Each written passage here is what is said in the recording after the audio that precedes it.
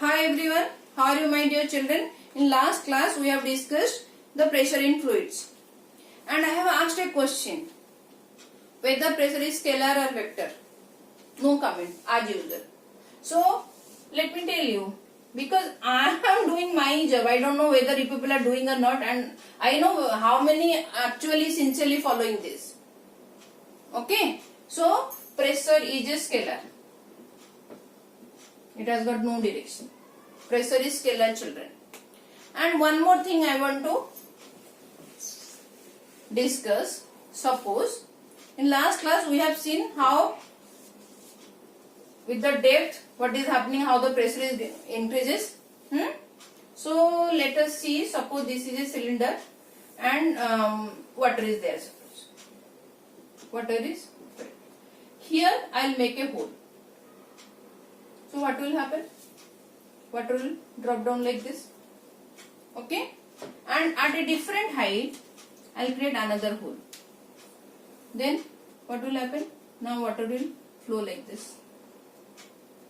Okay, now another height I will make another hole. What will happen? Water will flow like this. See, and this flowing of water you can say ki jet. Okay, and this is the weakest one, and see the strongest one. See the strongest one. Here water comes out with very high speed. Clear? Why it is happening like this? As we go deeper into the water, see at this point, at this level, see what is the amount of water? Only this much. And we have seen how this weight only adding the pressure. And at this point, see the amount of liquid.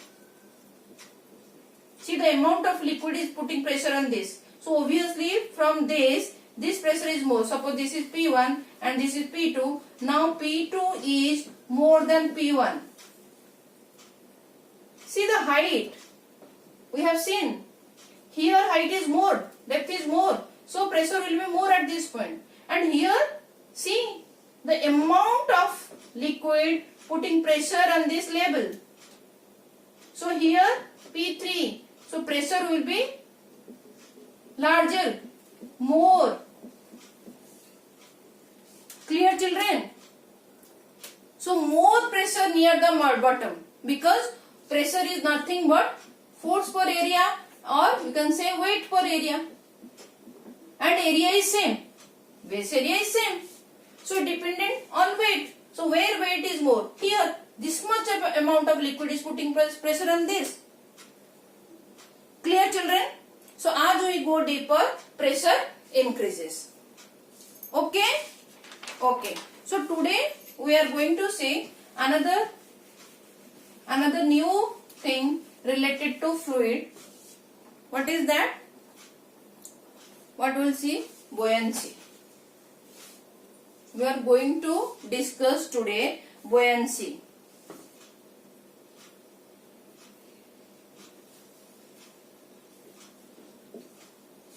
What is this buoyancy now? Let us see. Let me do one experiment. Can you people see this water? Now I am putting a ball. As you can see, what you can see? This ball is floating. Now I am applying external pressure. So ball is going down. Okay? Again, when I am leaving, again it is coming back. How it is coming back? How it is coming back? That means something is pushing from here. That means who is pushing? Obviously liquid is pushing some pressure, pushing some force. Liquid only giving that force, upward force. So that's why this ball is again coming back. When I am leaving this, the ball is again coming back. Okay? Now see how this ball is floating over here. Now let us see another example. Now this is a small nail. It's in, it is not floating, children. Same liquid will be applying the upward force, but still it is not floating. It is sinking. How and why? To understand this, we will now start with this buoyancy. What is this? Just now we have seen when an object is placed in a liquid, the liquid is exerting some upward force. Okay, and when we are applying that external force, then only the ball is getting inside the water, and when we are leaving our hand, again it is coming up. Clear, children? So that means some upward force is exerted by your water on this ball right now we have just seen. Okay, and I know you all are good swimmers. Okay, so when you are there for swimming in water, what you will feel? Inside the water you will feel light. You will feel light, and when you are coming up, again that heaviness will come. Suppose take a stone and go inside the pond and try to lift that stone. When you are inside the water, what you will feel? You will feel it is very light. Okay, and when as soon as the stone is lifted out of the water into the air, you will see stone feels again much more heavier. Okay, so all these small things are actually what it is telling? It is telling that when an object is immersed in water, either fully or partially, then it appears to lose some weight. It appears, mark my words, apparent, it appears to lose some weight and feels lighter. Okay, actually it is not losing out weight. We are going to see in subsequent classes. When it is feeling lighter, that means it is not losing weight, because mass is same. So how it can lose weight? It is not related to weight, children. You will see. It will be related to density. Volume will come into play. So all those things we are going to discuss in my subsequent lectures. Come back to this. What is this? The object appears to be less heavy when it is submerged. When it is submerged in water than your air. That means this is your buoyancy only. This tendency of the liquid to exert an upward force on an object is called buoyancy. Am I clear what is buoyancy? Am I clear, children? And just now we have seen some force. Liquid is exerting some force in upward direction, and that is your buoyant force, or you can say upthrust in upward direction, or buoyant force. Clear, children? What is this buoyant force? Anybody? Or buoyant force. What is this? Can you people define what is buoyant force? This is nothing but this is the upward force acting on an object when it is immersed in a liquid, either partially or fully. Then this is your buoyant force only. Clear, children? And this is your upthrust. Okay? Because of this upthrust only, we are able to swim in water and ships float in water. All those things are application of this buoyant force. Okay? Let us see what is the cause of this buoyant force. From where it is coming. Let us see. Suppose, and in last class we have discussed Pascal law. what we have discussed, suppose a object, this is your liquid, suppose when a object is over here and all these are first static liquid at rest, not in with motion, not in motion. So when his object is over here inside the liquid, from everywhere this pressure will be same.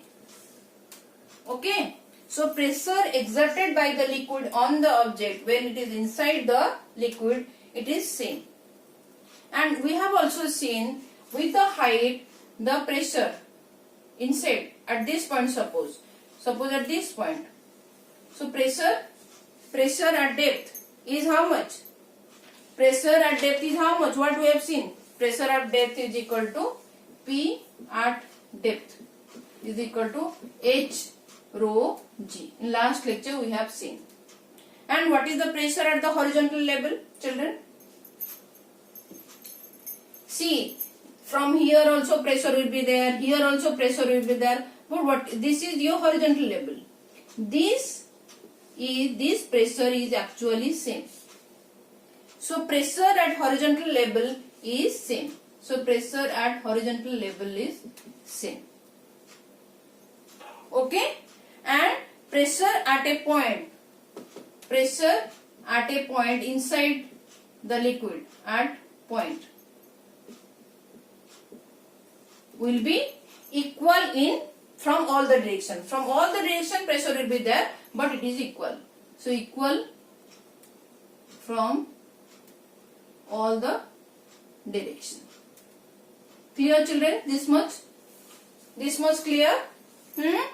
Please remember all those things. It is going to help you. Again I am going to teach in my next lecture little beyond your 9th class syllabus. Okay? Okay. Now let us see how this buoyant force is acting in upward direction. See, suppose this is a container where water or any liquid you take, a object is placed over here. Clear? And this pressure is equal and opposite in direction. So it is getting cancelled. It is not acting on your object right now. Hope I am clear with this. Pressure in both this direction is equal and opposite. You can see the direction from here and this is also equal. So it is not going to change anything. So it doesn't matter. Now what is the force in this direction? What is the force in this direction? So suppose this is the object at top. What will be the force acting on it? Or you can say the force acting on the top of this object is how much? This is the, see, we have just seen with the height, with the depth, the pressure increases. So pressure at this point, suppose P1, and pressure at this point, P2. Tell me which pressure is more, this or this one? So here it is at the greater depth. So here pressure will be more than this. So P2 is greater than P1. Hope I am clear with this. Okay. Now tell me about the, since this pressure means it is actually adding a force. It is applying a force. What about this force? What about this force, children? Tell me about this force. Force A. And tell me about this force. Liquid will apply in these directions. So the pressure over here is more. Okay. Tell me what will be the net force on this object. The net force will be, which one is bigger? Pressure is related to your force, and where the force will be more? Here force will be more as pressure is more. So this force, suppose this is your FB. So net force on this object will be how much? Net force will be how much? FB minus FA, children. And since it is more, the net force will act in the upward direction. That's why the buoyant force is in upward direction, children. Hope I am clear with this. Hope I am clear with this. So the net force is acting in upward direction on the object, and this is your buoyant force. Clear? When we lower this object inside the liquid, what will happen? The greater upward pressure of liquid will happen. As we are going down, then here also pressure will be more. Clear, children? Okay. Now let us see how this value will change. How this value will change. Suppose this is a container. Let me do a small container. So this is your container. Okay. And here liquid is there. Taking a metal object. And through this I'll attach a spring balance. Here spring balance, children. Now because of this weight, you will get some weight over here. What is the weight of the metal? Okay, there will be some reading. This is your, so this scale will be there. So spring balance, it will stretch. So there will be some reading. Suppose the reading is, you can say suppose 100 grams. Okay. Now in my next step, what I will do, I will now try to lower down this metal in the liquid now. So in the second case, suppose this is your water, suppose. Now your object is like this. And same experiment. I am saving my time, not doing exact drawing. Okay. Now check the reading. Check the reading. You will see, suppose now there will be 90 gram. Okay. Now again make it little lower. So more deeper in next case. More deeper. So you will see this reading is decreasing. And when it is completely immersed in water, you will see suppose 70 or 50. 70 gram or 50 gram. So when it is completely immersed, this metal is completely immersed in liquid, you will see that is the lowest reading. So what does it mean? That means it appearing ki your this is losing weight. And where the maximum loss of weight? When it is completely immersed in water. And when it is completely immersed in water, again try to lower the object inside the liquid. But there will be no change in reading now. There will be no change in further lowering the metal inside the liquid is not going to change the reading now. So what does it mean? What does it mean? From this what we have understood? What we have understood, more and more volume of the object is immersed in a liquid. This mass, when you are lowering this mass, we are going to see in my next lecture, actually this volume, this entire mass is getting inserted. Okay, so entire mass is going in. So more and more volume actually, when it is immersing in the liquid, the buoyant force is more. So that means it is pushing like this. Since it is pushing like this, so you can see the light weight. So your reading is decreasing. So when you are lowering down this object in the liquid, buoyant force is more. So it is increasing. So that's why decrease in reading. And the maximum upward buoyant force, when it will be there? When the object is completely immersed in liquid. Then the maximum buoyant force it is going to experience. The maximum upward buoyant force acts on an object when it completely immersed in the liquid. Okay? Okay. So in my next lecture, we are going to discuss the factors affecting buoyant force. It is going to be interesting. It is going to be interesting. How the buoyant force is getting affected. It is related to volume of the object and the density of the liquid. Brief. Volume of the object that we are using to immerse in the liquid, and second is density of the liquid. These two are deciding factor for buoyant force. Density of liquid. We are going to see, I am going to do it mathematical also. Mathematical proof also I am going to give how it is, because it is not there in 9 syllabus, but when you study this mathematical derivations, your idea will be much more clearer. With theory also I will explain, but with math also I am going to prove this, how these things are related, how weight and this buoyant force, volume, density, all those things, how it is related, we are going to see in my next lecture. Hope I am clear with this buoyant force. What is this buoyant force? Nothing, simply upward thrust by your liquid. Clear, children? Okay. So this is it for today's lecture. In my next lecture, it will be I think it will be one of the, for me it will be a tough lecture as you people are kids, and I will try to convince you with all this mathematics what you have not seen till now.